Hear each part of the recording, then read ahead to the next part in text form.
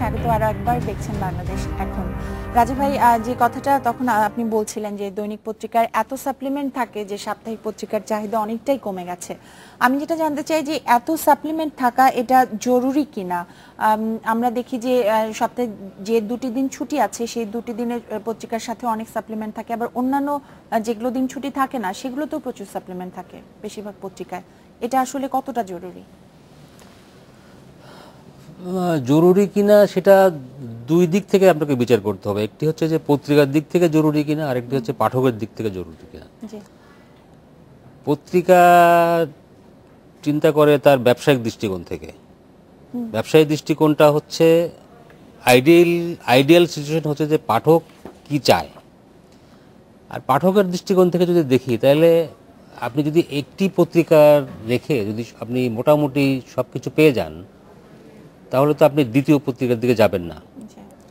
তো পাঠকের হাতে এখন সময়ও কম, আর্থিক সক্ষমতা থাকলেও অনেকে যেহেতু সময় কম, আপনি তিনটা পত্রিকা রাখলেও আপনি পড়তে পারবেন না। অনলাইনে পত্রিকাগুলো পাওয়া যাচ্ছে, অনলাইনে আছে। সবচেয়ে বড় কথা এখন টেলিভিশন এত বেশি ছড়িয়ে গেছে, টেলিভিশন এর ব্যাপ্তি এত বেশি যে মানুষ হয়তো অনেকে পত্রিকা পড়ার প্রয়োজন মনে করে না।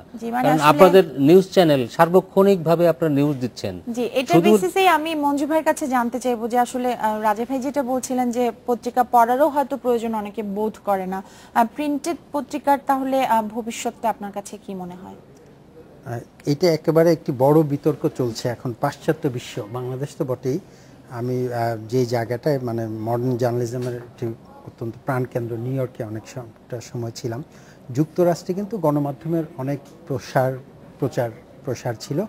সেখানে আমি যেটা বললাম, শিকাগো ট্রিবিউন বন্ধ, নিউ ইয়র্ক টাইমস একটি অত্যন্ত বড় সম্মানজনক পত্রিকা সারা পৃথিবীর মধ্যে।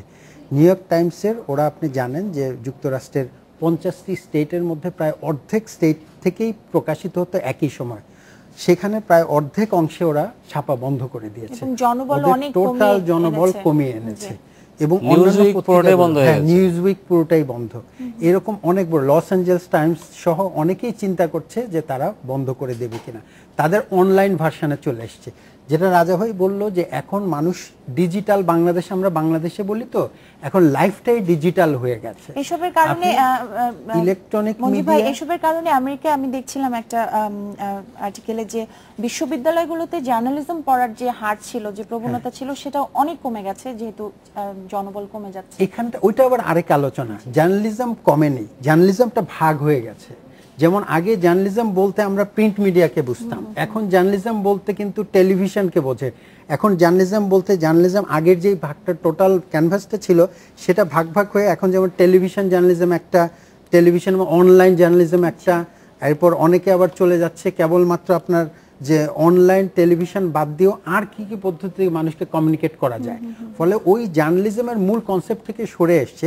কিন্তু মিডিয়া এখন আগের চেয়ে অনেক বেশি শক্তিশালী, কিন্তু মিডিয়ার ধরনটা বদলে গেছে। নিউজ পেপারের বদলে টেলিভিশন ছিল, টেলিভিশনের বদলে অনলাইন, অনলাইনের বদলে এখন ফেসবুক, টুইটার, এগুলো কিন্তু বড়, যেগুলোকে আমরা আগে সাইড মাধ্যম মনে করতাম তারা এখন সেন্ট্রাল এবং ড্রাইভিং ফোর্সে চলে এসছে। ফলে মানুষের সময় এখন টাইম ইজ মানি, এখন সময় যেহেতু নাই, আপনি জানেন যুক্তরাষ্ট্রে অধিকাংশ পত্রিকা এখন ফ্রি করে দিচ্ছে, কিন্তু সেই ফ্রি পত্রিকাও কেউ নেয় না।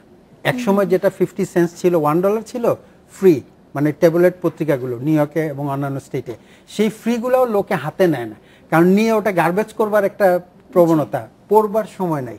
ফলে মানুষ এই যে আপনার ছোট্ট থামসের মধ্যে বসে অনলাইন যতটুকু পড়বার পড়বে, অথবা যখন সময় পাচ্ছে টেলিভিশনে খবর দেখে নিল। ফলে এখন সত্যিকার অর্থে মিডিয়ার ধরনটা বদলে গেছে। মিডিয়া বলতে আমাদের সেই পুরনো হাতে এক গাদা বড় পত্রিকা, কে কাছে বড় পত্রিকা দিতে পারবে সেটা। কি আপনি বাংলাদেশে ভবিষ্যৎটা কেমন দেখছেন? আমি কিন্তু সত্যিকার অর্থে বাংলাদেশে আপনি দেখেন, আমরা যেই সময় আমরা সাংবাদিকতা শুরু করেছি, আমরা প্রিন্ট মিডিয়া দিয়ে শুরু করেছিলাম, আমরা দুজনে এখন ইলেকট্রনিক মিডিয়ার সাথে জড়িত। এবং এখনো জার্নালিজম যারা পড়ছে, ঢাকা বিশ্ববিদ্যালয় আমরা যেখানে পড়তাম, অন্যান্য বিশ্ববিদ্যালয়গুলো, সকলের উৎসাহ কিন্তু ইলেকট্রনিক মিডিয়া এবং অনলাইন মিডিয়া, অন্যান্য জায়গায়। রাজা ভাই আপনি জাস্ট একটু ছোট করে বলুন বিষয়। আমি মঞ্জু এতক্ষণ বিদেশের অনেক উদাহরণ দিয়েছে, বাংলাদেশের কনটেক্সট আপনি জিজ্ঞেস করেছেন। আমি ব্যক্তিগতভাবে যেটা ফিল করি, আমি যতই আমি টেলিভিশনে কাজ করি, টেলিভিশনে দেখি, সব টেলিভিশনে খবর দেখি, তারপরেও আমার কেন জানি মনে হয় যে সকালের দৈনিক পত্রিকাটা না পড়লে অনেকখানি অপূর্ণতা থেকে যায়। কিছু বিষয় তো থাকে যেমন সম্পাদকীয়, উপসম্পাদকীয়, মতামত বিশ্লেষণ, এগুলোর জন্য এগুলোর জন্য ঠিক না, আমি নিউজটাই মূলত দেখি। এবং আমি এটাও বাংলাদেশে দেখেছি যে বাংলাদেশের পত্রিকায়, বাংলাদেশের সংবাদপত্রে অনেকগুলি স্ট্যাবলিশ পত্রিকা থাকার পরও, প্রথম আলো, কালের কণ্ঠ, যুগান্তরের মতো পত্রিকা থাকার পরেও কিন্তু বাংলাদেশ প্রতিদিন বলেন বা আমাদের সময় বলেন, এগুলি কিন্তু অনেক বেশি পপুলারিটি পেয়েছে। সুতরাং বাংলাদেশের সংবাদপত্রের চাহিদা আমি দেখছি না যে কমছে, বরং আমি মনে করি যে এখনো সংবাদপত্রের বড় একটি মার্কেট বাংলাদেশে রয়েছে। আমি খালি এক বাক্যে বলতে চাই, নতুন প্রজন্মের মানুষের কাছে কিন্তু এই চাহিদাটা কমে যাচ্ছে। এটা আমার কাছে একটা আশঙ্কার মনে হয়। যারা এই যে এখন স্কুল শেষ করে কলেজে যাচ্ছে, বিশ্ববিদ্যালয়ে, তারা কিন্তু পত্রিকার থেকে এখন ইলেকট্রনিক মিডিয়ার দিকে বেশি ঝুঁকছে। আপনাদের দুজনকে অনেক অনেক ধন্যবাদ আমাদের সময় দেওয়ার জন্য। এই ছিল বাংলাদেশ এখনের আজকের আয়োজন।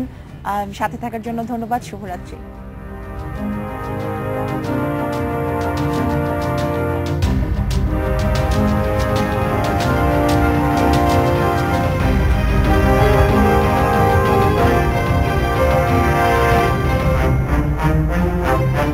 Thank you.